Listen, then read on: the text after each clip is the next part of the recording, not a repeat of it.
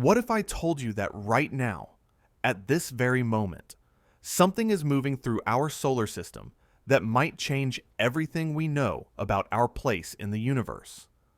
Something that defies our expectations, challenges our assumptions, and raises questions that some scientists are afraid to even ask out loud.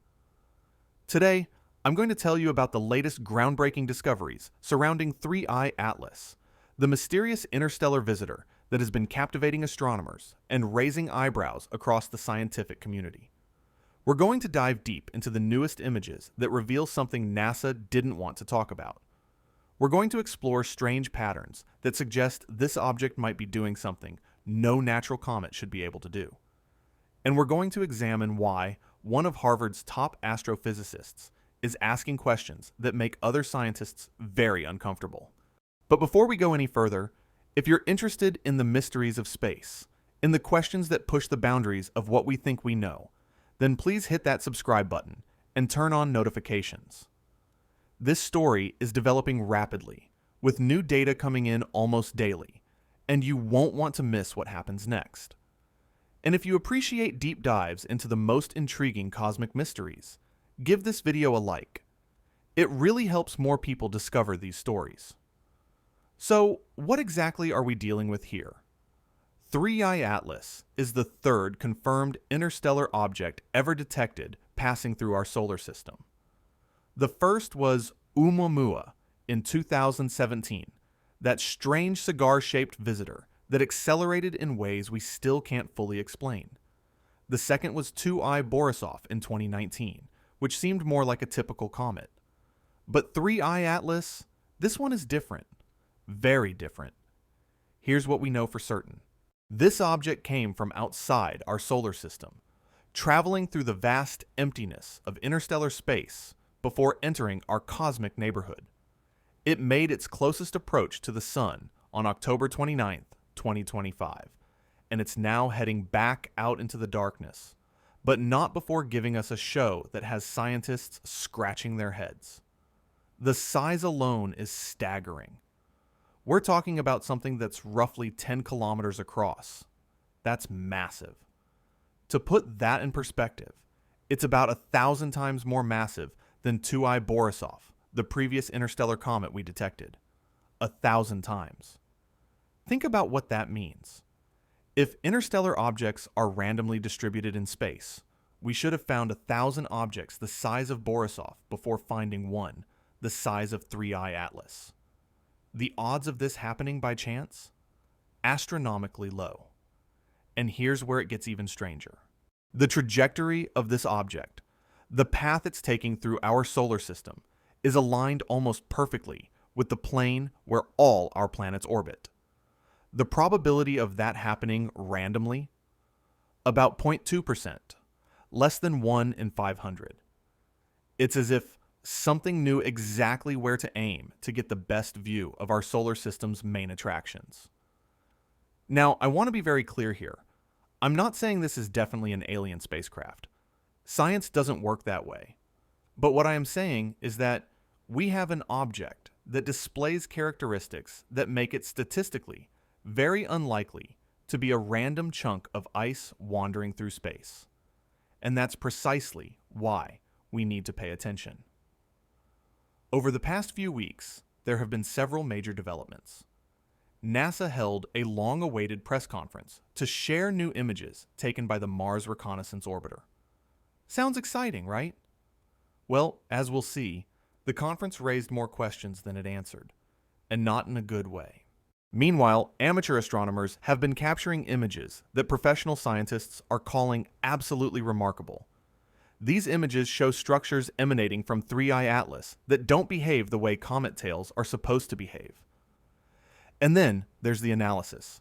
Dr. Avi Loeb, former chair of Harvard's astronomy department and head of the Galileo project, has been conducting detailed examinations of all available data. What he's finding is a growing list of anomalies, puzzles, and mysteries that the mainstream scientific community seems reluctant to acknowledge. We're going to go through these discoveries one by one, and I think you'll understand why this object has become so controversial. We'll examine the orientation of the plume around 3I Atlas in NASA's HiRISE image, which points in a direction that's very difficult to explain with conventional comet physics. We'll look at newly discovered sideways lines in the images that might, and I emphasize might, trace the release of smaller objects from the main body. We'll discuss the radio observations that searched for technological signatures, what they found, and perhaps more importantly, what they didn't rule out.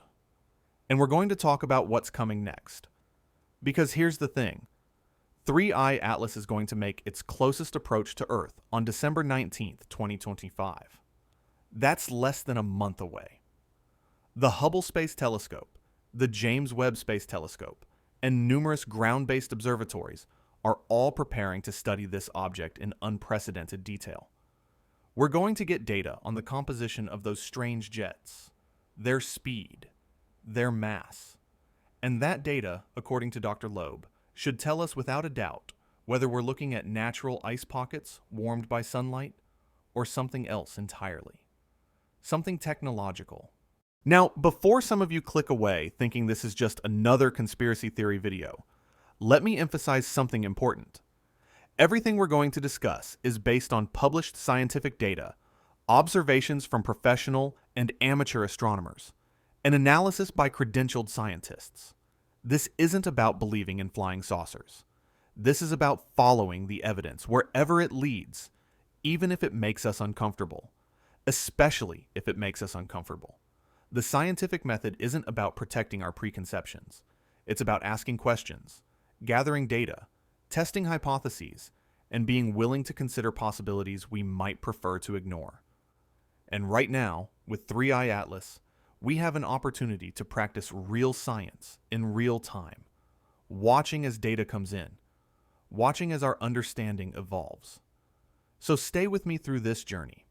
I promise you, whether 3I Atlas turns out to be a natural object or something far more extraordinary, the story of how we're studying it, the debates it's generating, and the discoveries being made are absolutely fascinating.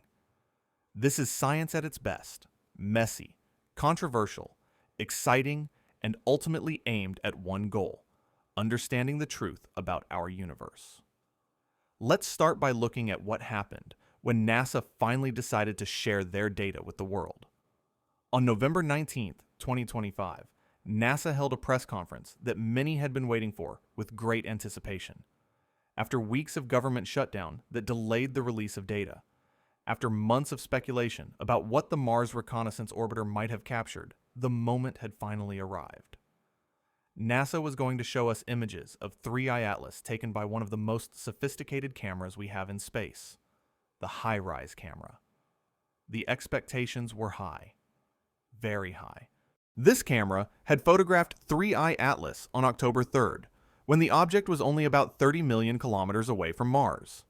For context, that's closer than many of our own spacecraft get to photograph asteroids and comets. The HiRISE camera is capable of incredible detail. It can see features on the Martian surface that are less than a meter across from orbit. So, what would it reveal about this mysterious interstellar visitor? Well, here's the thing. The press conference didn't quite deliver what people were hoping for. Dr. Avi Loeb, who had been following this story closely, was asked by a reporter what he expected from the conference. His response was blunt. He said he didn't expect big news, that NASA would likely repeat their official position, that 3I Atlas is just a natural comet. Nothing unusual, just an ordinary icy rock from a different stellar neighborhood. And he said he hoped to be surprised. He wasn't surprised. In fact, his prediction was almost exactly right. The image that NASA presented showed, and I'm quoting from the technical description here, a fuzzy ball of light. The spatial resolution was about 30 kilometers per pixel at the distance of 3I Atlas. Now, that might sound pretty good, but here's the problem. During the observation, the spacecraft experienced something called jitter, basically small vibrations and movements. Combined with the motion of 3I Atlas itself during the exposure, the light from the object was smeared across several pixels. The result?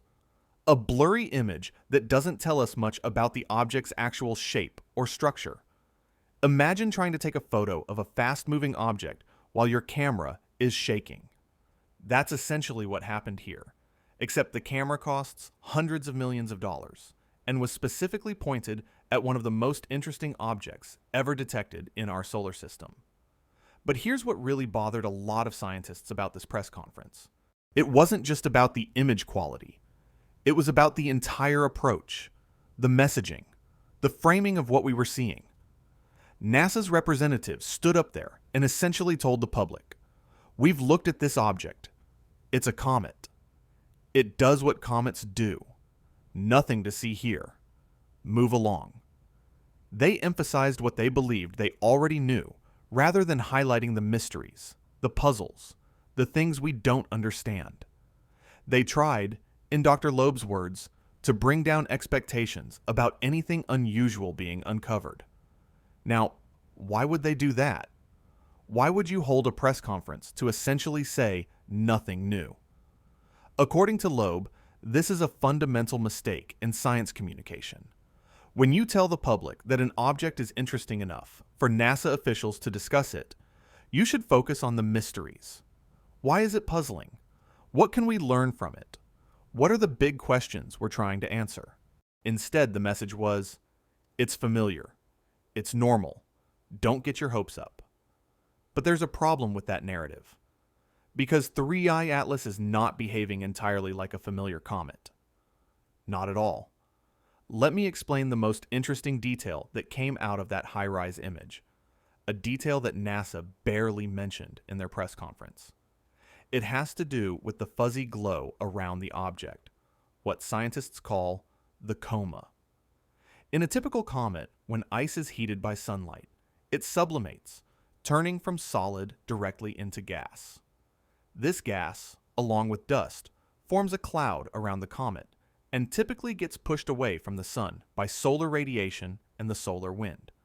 So you'd expect the coma, the fuzzy glow, to be elongated in the direction away from the sun. That's Comet 101. The tail points away from the sun because that's where the solar wind is pushing all that gas and dust. But that's not what the HiRISE image shows. In this image, for the first time, we had a clear view of 3I Atlas when its direction of motion was not aligned with the direction toward the sun. Previously, as 3I Atlas was approaching us and the sun, these two directions were roughly the same, so we couldn't tell them apart. But near Mars, the object was moving sideways relative to the Sun-Mars line. And here's the strange part. The extended glow around 3I Atlas appears to be elongated perpendicular to the sun direction. It's aligned with the direction of motion instead.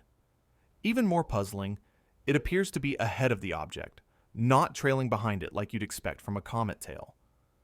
Think about that for a moment. There's a plume of material, a fuzzy glow, that's ahead of 3I Atlas as it moves through space, preceding it, going first. How does that happen naturally?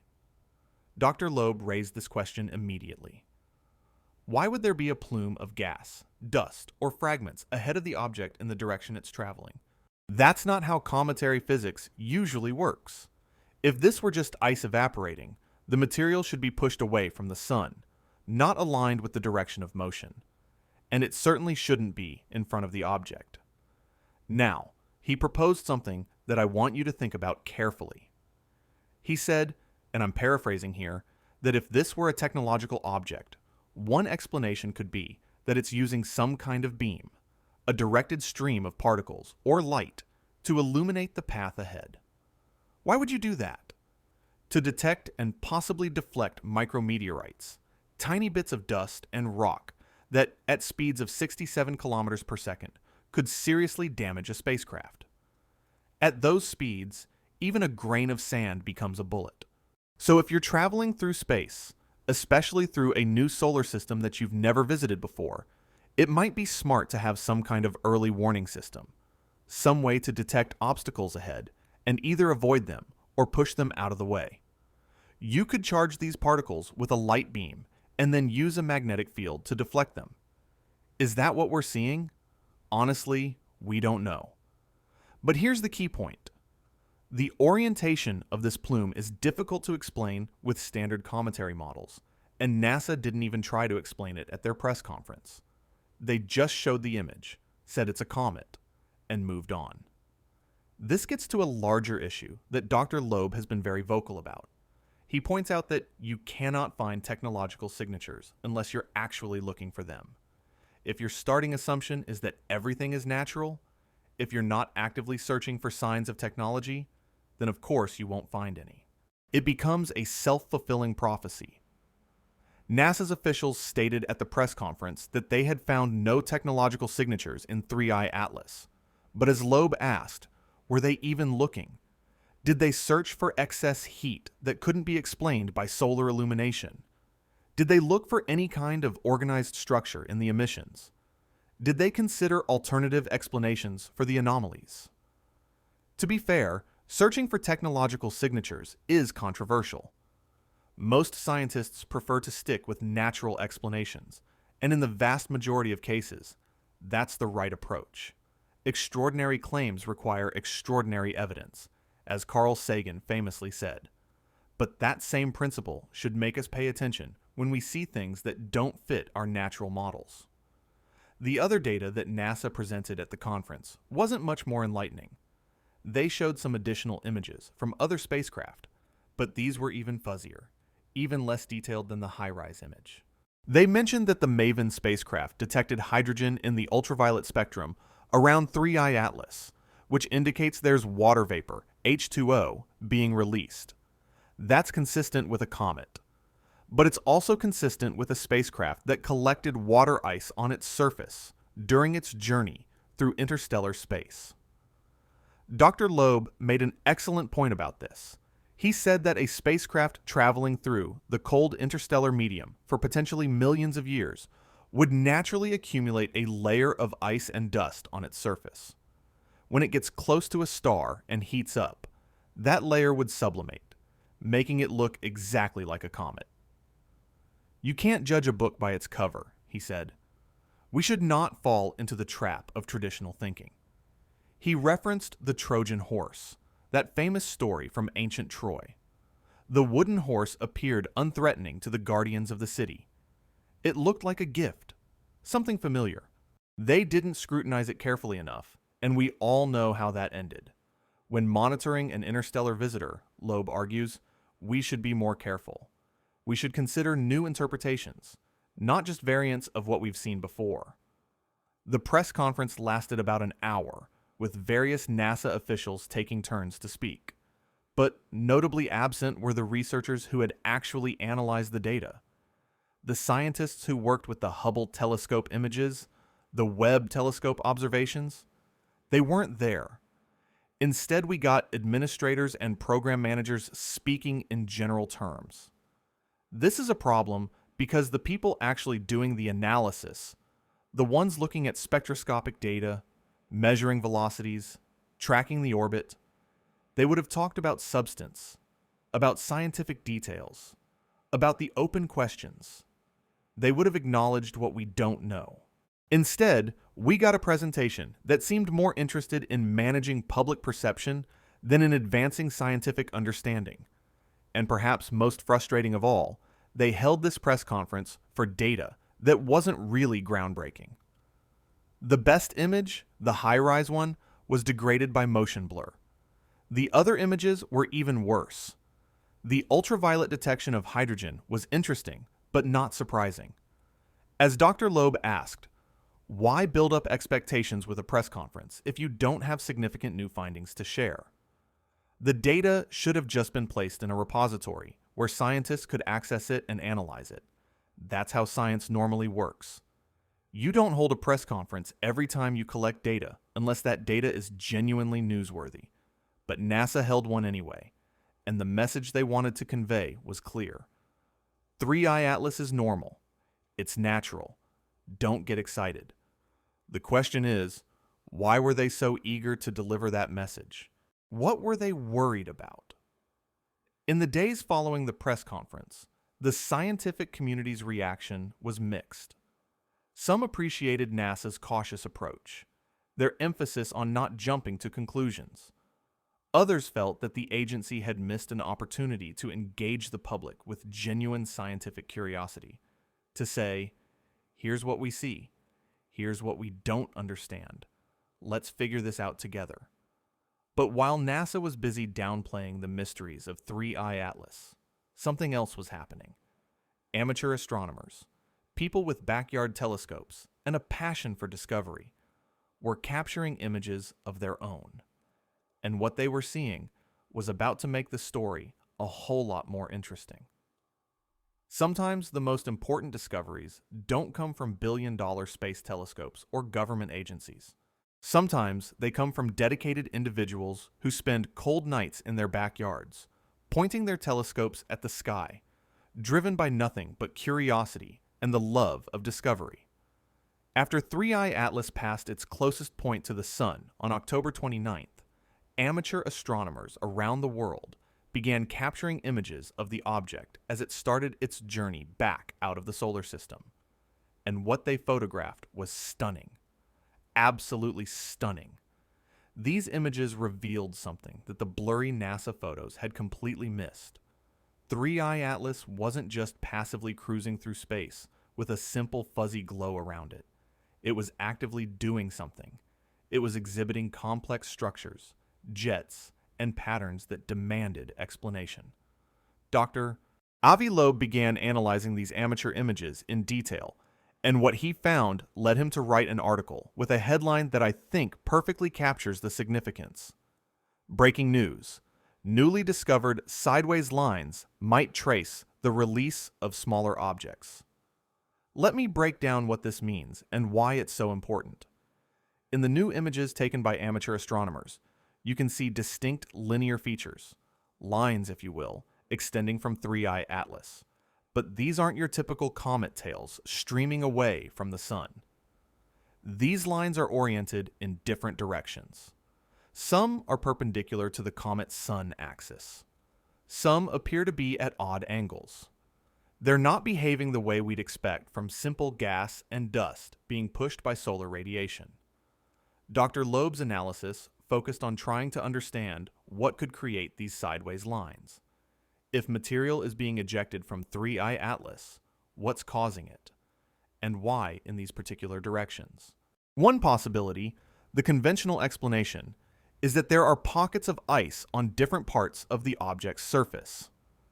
As 3I Atlas rotates every 16 hours, different areas get heated by the sun, and these pockets sublimate, releasing jets of gas and dust in various directions. We've seen this kind of thing with comets before.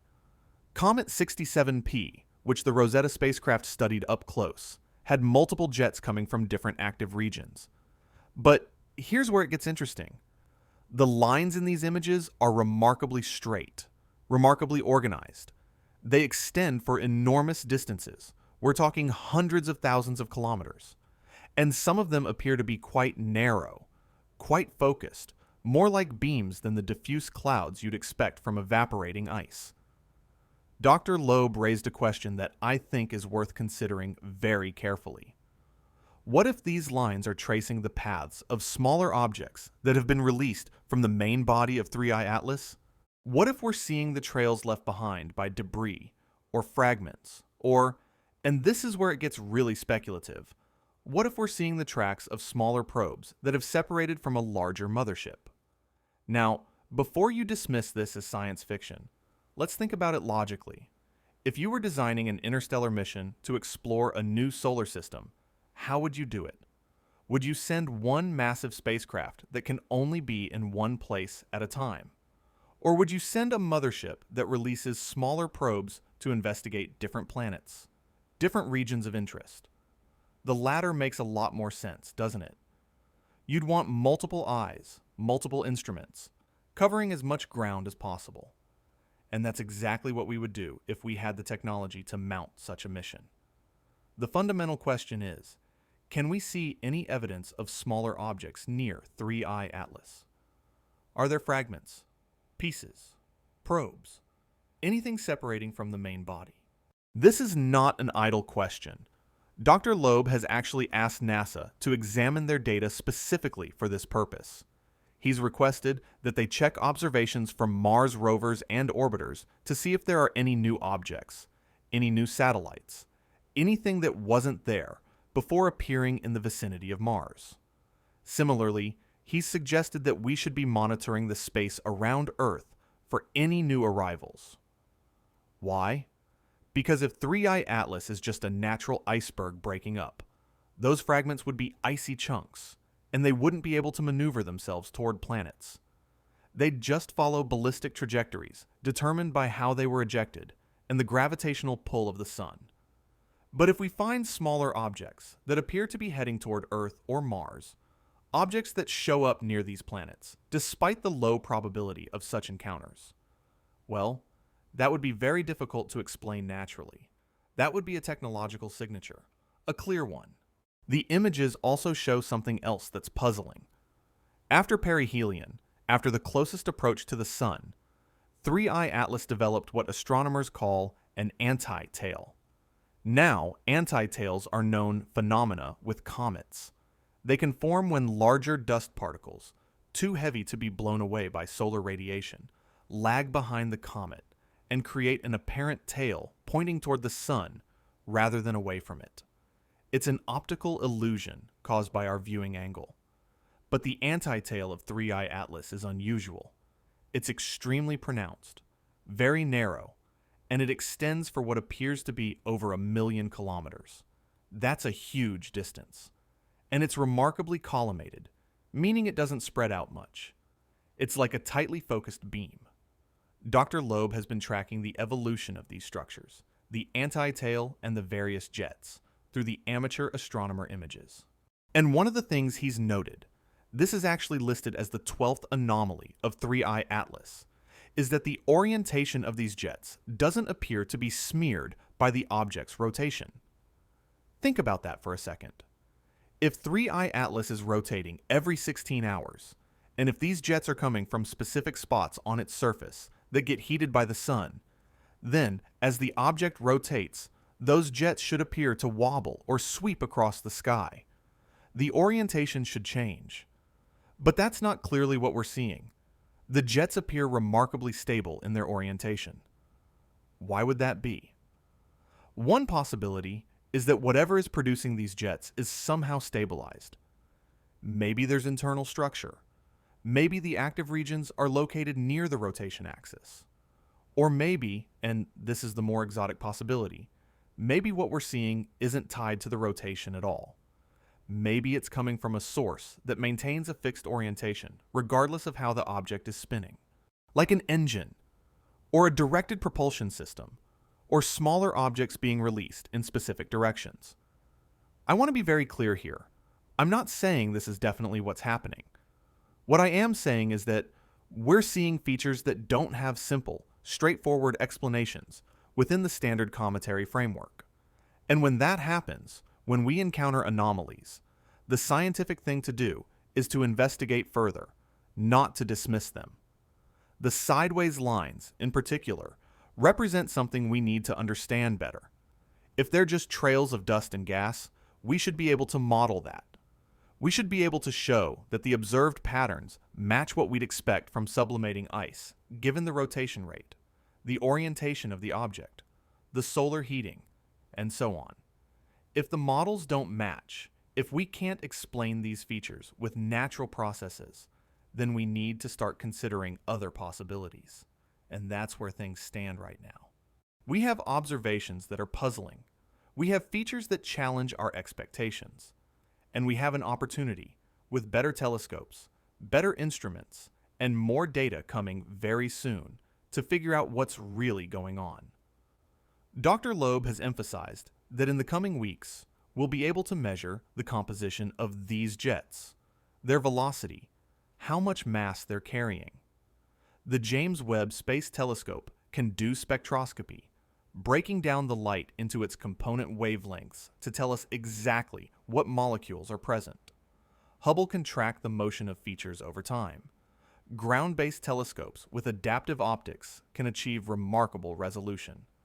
All of this data will help us answer the key question. Are these jets natural or are they technological? One of the tests that Loeb has mentioned is looking for excess heat. A natural comet heated by the sun should re-radiate that energy in predictable ways. But if there's an internal power source, an engine, a reactor, anything generating its own heat, that would show up in infrared observations as an excess beyond what solar heating can account for. NASA has the James Webb Space Telescope, which is exquisitely sensitive in the infrared. They could look for this. Whether they will or not, well, that remains to be seen.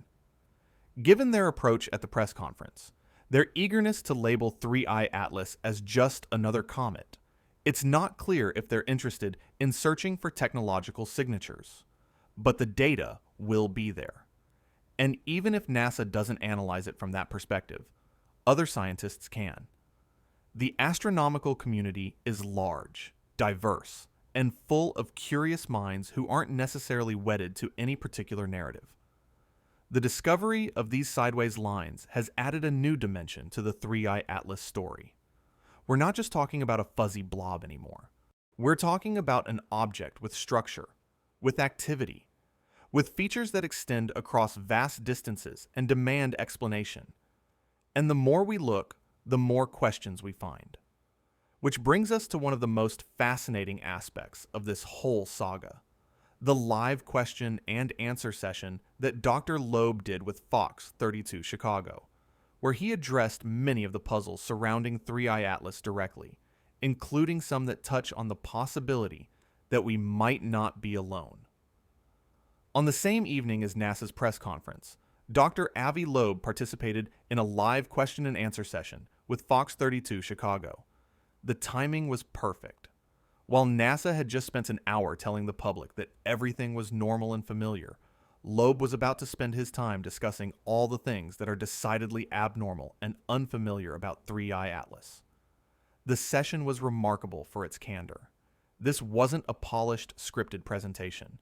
This was a scientist directly engaging with questions from the public, from viewers who were genuinely curious and, in many cases, deeply thoughtful about what this object might represent. One of the first questions was predictable, but important. The viewer noted that many people were disappointed with the quality of NASA's images and asked for Loeb's reaction. His answer cut right to the heart of the matter. He identified two major mistakes that NASA made with their press conference. First, they focused on what they think they already know rather than on the mysteries. When you're communicating with the public about an interesting object, you should emphasize why it's puzzling, how much we can learn from it, what the big questions are. Instead, NASA tried to downgrade the mystery, to reassure everyone that it's just a familiar type of comet from a different environment. But the public doesn't want reassurance. The public wants discovery. They want to be part of the journey of figuring things out. The second mistake, according to Loeb, was holding the press conference at all. The data they presented didn't provide significant new information. The best image, from HiRISE, was degraded. The rest were even worse. If you don't have newsworthy findings, you don't hold a press conference.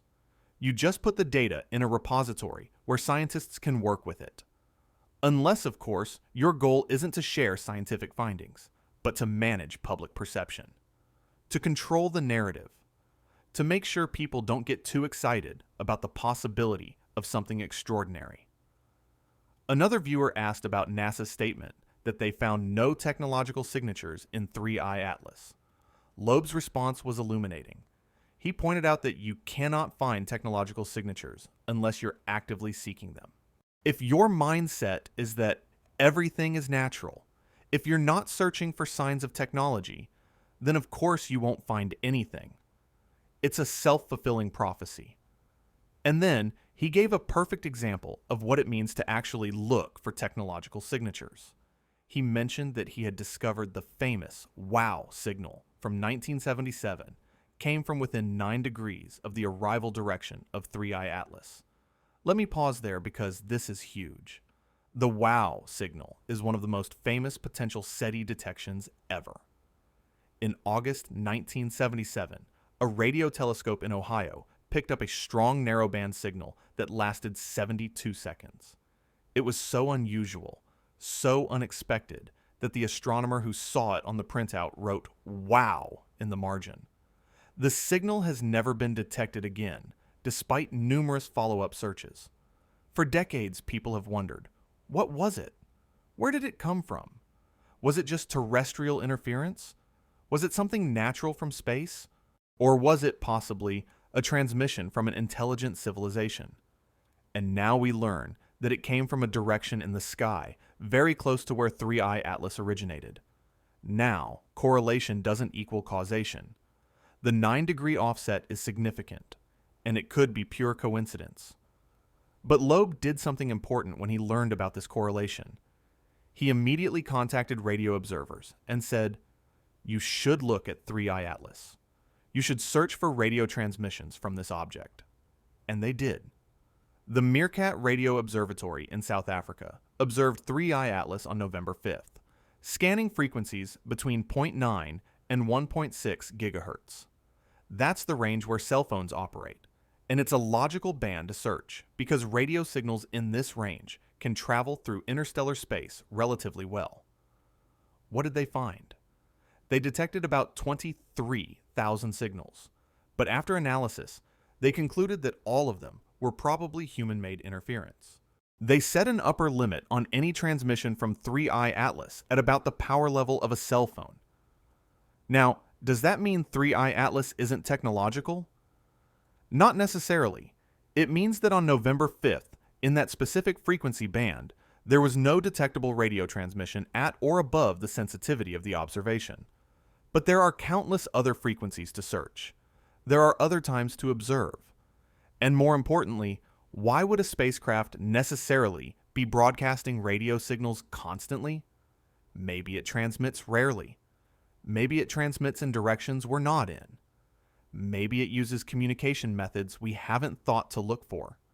The absence of evidence is not evidence of absence, especially when the search is limited in scope. Loeb emphasized that there are other technological signatures we could look for.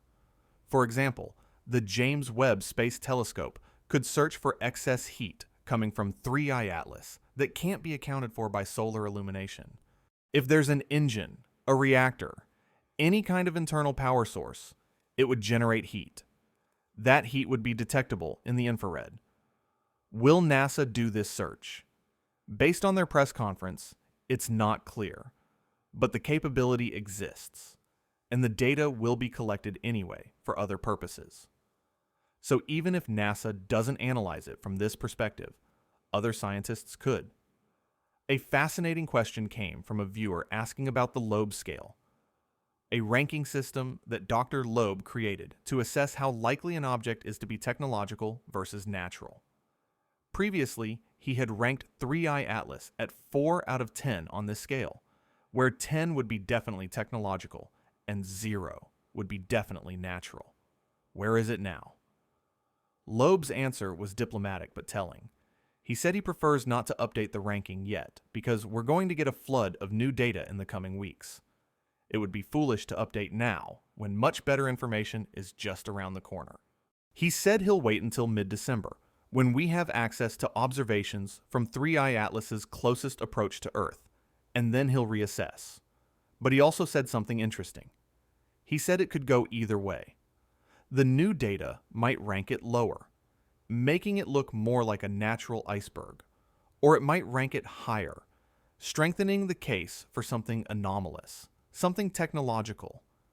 The fact that a respected Harvard scientist is even entertaining the possibility, publicly, that this could rank higher on a technological scale, that should tell you something about how unusual 3I Atlas really is.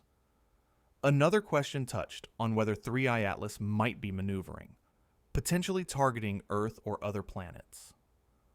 Loeb's response was measured. He noted that while there have been measurements of non-gravitational acceleration, these aren't large. The object doesn't appear to be significantly changing course. Mainly, gravity is shaping its trajectory. But then he made an important point. Even if 3I Atlas is a spacecraft, it's a very massive object, potentially billions of tons. It would be incredibly difficult and energy intensive to maneuver something that large. What would make much more sense is for it to release smaller probes, mini spacecraft that could navigate to planets of interest. And that brings us back to the fundamental question we've been circling around. Are there smaller objects leaving 3I Atlas? Are we seeing fragments, pieces, probes separating from the main body? Because if we find new objects appearing near Earth or Mars, objects that weren't there before, objects that couldn't have arrived there by random chance from a breaking iceberg, that would be definitive. That would be a technological signature that's very hard to dismiss.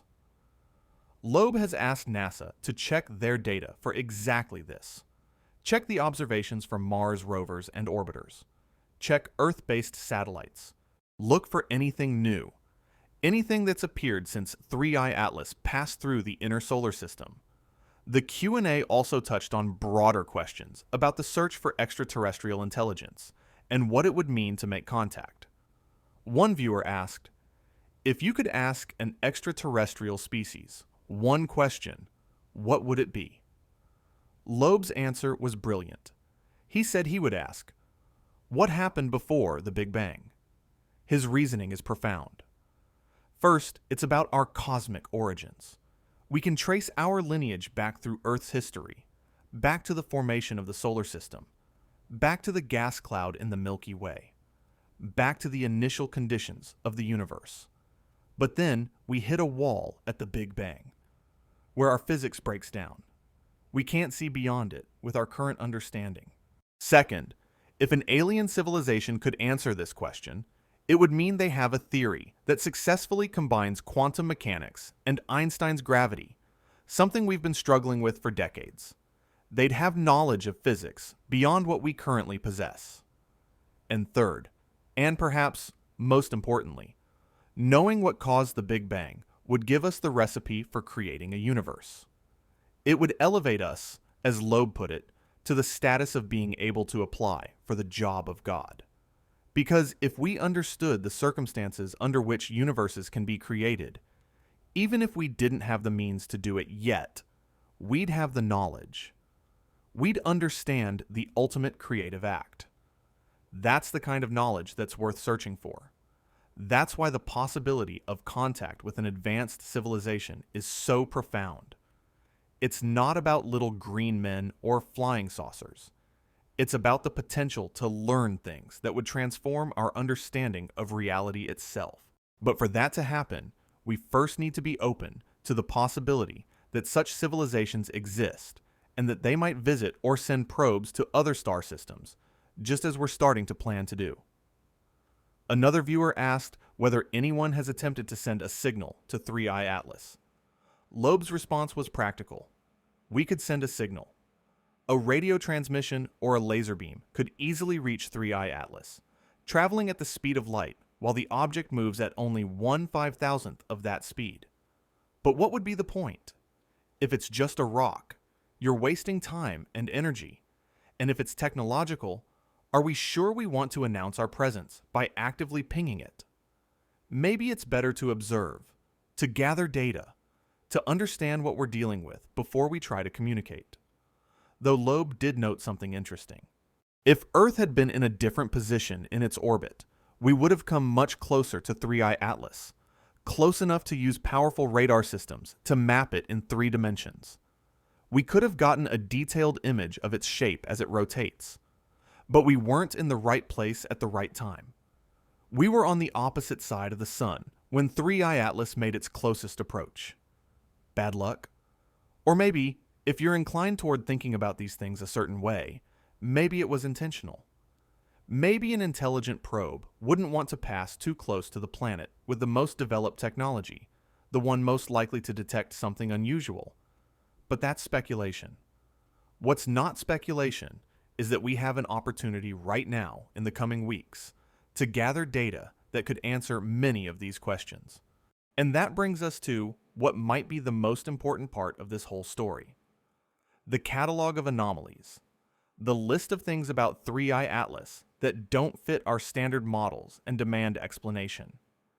In science, we're trained to be skeptical. We're taught not to jump to conclusions. When we see something unusual, our first instinct should be to look for a natural explanation, because the vast majority of the time, there is one. But there's a principle in reasoning, often attributed to Sherlock Holmes, that goes like this. When you have eliminated the impossible, whatever remains, however improbable, must be the truth. And related to that is another principle. One coincidence might be just chance. Two coincidences raise an eyebrow. But when you get to 3, 4, 5 coincidences, at some point you have to ask whether they're really coincidences at all. Dr. Avi Loeb has been compiling a list of anomalies associated with 3I Atlas. Things that are strange. Things that are statistically unlikely. Things that don't quite fit our models of how a natural interstellar comet should behave. At last count, there are 12 of them. 12. Let me take you through some of the most significant ones, because when you see them all together, you start to understand why some scientists are saying we need to take a very close look at this object. Anomaly number 1 is the mass. We've touched on this before, but it bears repeating because the numbers are just staggering. 3I Atlas is roughly 1,000 times more massive than 2I Borisov, the previous interstellar comet we detected. It's about 1,000,000 times more massive than 1I Oumuamua, that strange cigar-shaped object that kicked off all this interest in interstellar visitors back in 2017. Now, why is this a problem? Because interstellar space is mostly empty. The density of material out there between the stars is incredibly low. When objects do form, most of them are going to be small. You need very specific conditions, like being near a star system with lots of material and strong gravitational interactions, to create large objects and then eject them into interstellar space. So statistically, small objects should vastly outnumber large ones. We should see many small interstellar visitors for every large one.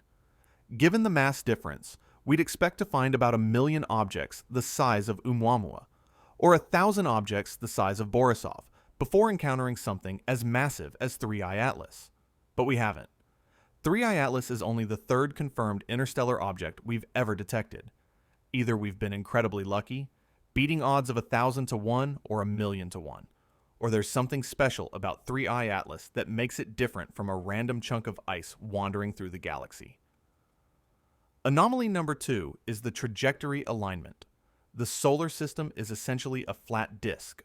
All the major planets orbit the sun in roughly the same plane, called the ecliptic. This makes sense because they all formed from the same rotating disk of gas and dust billions of years ago.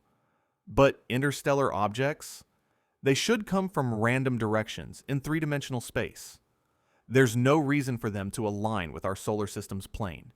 In fact, the probability of an interstellar object's trajectory being aligned with the ecliptic to within a few degrees is very small, less than 1%. And yet, 3I Atlas's path is aligned almost perfectly with the plane of the planets. The probability of this happening by chance? About 0.2%. 1 in 500. Again, we could just be lucky. But when you combine this with the mass anomaly, you're now stacking improbable events on top of each other. The odds of both happening by chance multiply together, giving you something like 1 in 500,000 or worse. At what point does "we got lucky" stop being a satisfying explanation? Dr. Loeb has raised the possibility that this alignment might not be accidental. If you were sending a probe to explore another star system, how would you approach it? You'd probably aim for the plane where the planets are, because that's where the interesting stuff is. You'd want your trajectory to give you access to multiple planets, the best viewing angles, the most data. A randomly ejected iceberg wouldn't care about that, but a designed mission would. Anomaly number 3 involves the rotation period. 3I Atlas rotates once every approximately 16 hours. Now, that might not sound unusual, but combine it with the next anomaly and it becomes interesting. Anomaly number 4 is that the object appears to be relatively spherical, or at least not highly elongated. We know this from how its brightness changes as it rotates. If it were shaped like a cigar, like Oumuamua was, we'd see large brightness variations as different cross-sections were presented to us. But we don't see that with 3I Atlas. The brightness is relatively stable. A roughly spherical shape is unusual for a natural comet, especially one this large. Most comets are lumpy, irregular chunks of ice and rock, but it's exactly what you'd expect if someone designed an object for interstellar travel. A sphere minimizes surface area for a given volume, reducing the accumulation of interstellar dust and ice during a long journey. It's the most efficient shape. Anomaly number 5 is the plume orientation we've already discussed. In the HiRISE image, the fuzzy glow around 3I Atlas is elongated in the direction of motion, not in the direction away from the sun, and it appears to be ahead of the object. This is very difficult to explain with standard cometary physics, where sunlight drives the sublimation, and solar wind pushes material away from the sun. Anomaly number 6 concerns the jets we've seen in amateur astronomer images. These jets are remarkably straight, remarkably narrow, and they extend for enormous distances. Some appear to reach over 1,000,000 kilometers. Natural comet jets are typically more diffuse, more chaotic. These look organized, structured, almost engineered. Anomaly number 7 is what we mentioned earlier as the 12th anomaly in another context, but it's worth listing here. The orientation of the jets doesn't appear to be smeared by the object's rotation. If the jets were coming from fixed spots on a rotating surface, we'd expect to see them sweep across the sky as the object spins, but they appear stable, suggesting the source might be decoupled from the rotation, or located at the rotation poles, or something else entirely. Anomaly number 8 involves the timing of the discovery. 3I Atlas was detected in December 2024, giving us months of advance warning before its closest approach to the sun. This is actually unusual. Most comets from our own Oort cloud are discovered much closer to their perihelion when they brighten as they approach the sun. The fact that 3I Atlas was detected so early suggests it was already quite bright, quite active, even at large distances from the sun. Why would that be? Natural comets typically don't become very active until they get closer to the sun and warmer. But if there's an internal power source, if there's machinery generating heat and activity, then distance from the sun matters less. Anomaly number 9 is subtle but important. The non-gravitational acceleration that's been measured for 3I Atlas is relatively small. Comets often show non-gravitational forces because the jets of gas they emit act like little rocket engines, pushing them slightly off their gravitational trajectory. The fact that 3I Atlas doesn't show large non-gravitational forces, despite all the activity we're seeing, is curious. It could mean that the jets are balanced, pointing in directions that cancel out. Or it could mean that the mass is so large that even significant thrust doesn't produce much acceleration. Or there could be another explanation we haven't thought of. Anomaly number 10 is the hydrogen detection. Multiple telescopes have detected hydrogen around 3I Atlas, which indicates water ice is sublimating. This is consistent with a comet, but here's the thing. The amount of hydrogen and the pattern of its distribution could tell us a lot about whether this is natural outgassing or something more controlled. Unfortunately, the data we have so far isn't detailed enough to make that determination. But it's something that future observations with Webb and Hubble could clarify. Anomaly number 11 involves the WOW signal correlation we discussed earlier. In 1977, a powerful radio signal was detected coming from a direction in the sky that's within 9 degrees of where 3I Atlas came from. That's a fairly small angular separation in astronomical terms. Is it related? We don't know. It could be pure coincidence. But it's worth noting that in 1977, 3I Atlas would have been about 3 light days away from Earth, roughly 600 times the Earth-Sun distance. At that range, it would have needed about a gigawatt of power to produce the wow signal. That's substantial, the output of a nuclear power plant. But it's not impossible for an advanced civilization. And finally, anomaly 12, which we've already mentioned, the appearance of smaller objects or the possibility thereof. If analysis of the images reveals trails or tracks that indicate fragments or probes have separated from the main body, and especially if any new objects are detected near Earth or Mars that can't be explained as natural arrivals, that would be the smoking gun. So there you have it. 12 anomalies. 12 things that make you pause and think. 12 reasons why Dr. Loeb and others are saying we should investigate this object very carefully and not just assume it's a familiar comet. Now, I want to be very clear about something. None of these anomalies, by themselves, proves that 3i Atlas is technological. Each one has potential natural explanations, even if some of those explanations are a bit of a stretch. Science requires extraordinary evidence for extraordinary claims, and rightly so. But here's the key question. At what point does a collection of individually explainable anomalies, when taken together, suggest something genuinely unusual is happening? If you flip a coin and it comes up heads, that's normal. If it comes up heads 5 times in a row, you might start to wonder if it's a fair coin. If it comes up heads 12 times in a row, you'd be pretty confident something fishy is going on. We have 12 anomalies, 12 coins coming up heads. Each individual flip could be chance, but all of them together? Dr. Loeb has argued that when you encounter an interstellar object with this many puzzling features, the scientific thing to do is to gather as much data as possible and consider all hypotheses, including the hypothesis that it might be technological. Not because we want it to be technological, not because we're trying to sensationalize things, but because the data is pushing us in that direction, and we owe it to the pursuit of truth to follow where the evidence leads. There's a famous quote, often misattributed to Sherlock Holmes, but actually from a different detective story, that goes, "Once you eliminate the impossible, whatever remains, no matter how improbable, must be the truth." Well, is it impossible that an advanced civilization could build spacecraft and send them to explore other star systems? No. We're planning to do exactly that ourselves with projects like Breakthrough Starshot. So it's not impossible. Is it improbable? Maybe. We don't know how common intelligent life is in the galaxy, so we can't really estimate the probability. But it's not zero.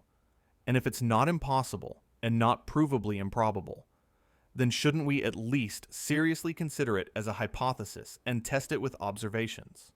That's all Dr. Loeb is asking for. Don't assume it's natural just because most things are natural. Don't dismiss the anomalies just because they make us uncomfortable. Look at the data. Design tests. Make predictions. See if the technological hypothesis can explain things better than the natural hypothesis, and see if we can gather data that would distinguish between them. That's good science. In fact, that's the only way to do science. And fortunately, we're about to get a lot more data, because 3i Atlas is heading our way, and in just a few weeks, we'll have our best opportunity yet to study this mysterious visitor up close. We're living through a unique moment in history. For the first time, we have the technology, the telescopes, the instruments to truly study an interstellar visitor in detail. And we have one passing through our solar system right now that's giving us more questions than answers.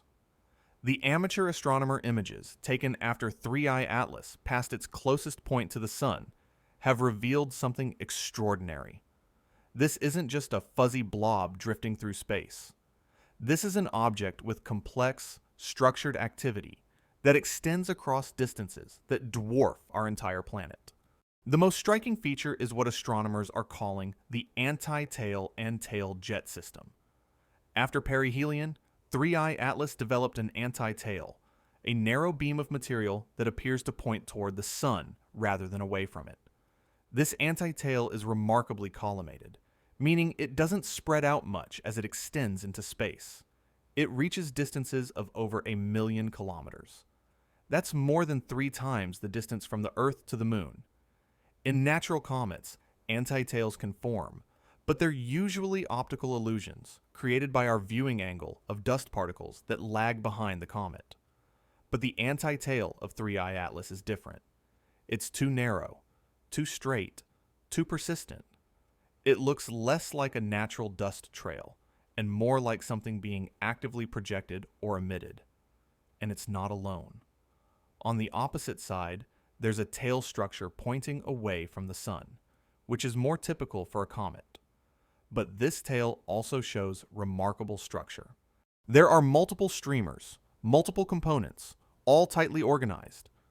Dr. Loeb has been analyzing these images in detail, comparing them with what we know about comet physics.